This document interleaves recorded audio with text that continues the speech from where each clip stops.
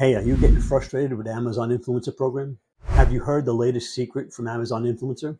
Amazon has opened up the influencer program internationally. Now you can go to other countries' marketplaces and put your videos there and make money in other countries.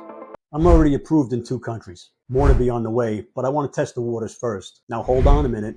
The Amazon Influencer program in the US started in 2017, but the carousels didn't show up until 2019. So the international marketplace is just starting now. You should get in now while you can, because it's going to take some time for them to create the carousels and on-site placements. But I would get approved in all of these countries and upload my 3 videos to get approved as for placements when it happens, because at the beginning, they're just going to approve everybody at the beginning like they did in the United States. Remember, at the beginning, the algorithm was very easygoing. I'm hoping it's going to be the same way in the international algorithm, because the way the algorithm works is it gets trained through time. So they're going to start it out, and then it's going to get trained in each country as each country goes. There are some downfalls because, you're going to have to file taxes in all of these countries. So you're going to have to be pretty good at record keeping. But imagine uploading your product videos to other marketplaces. You're doubling and tripling your income overnight.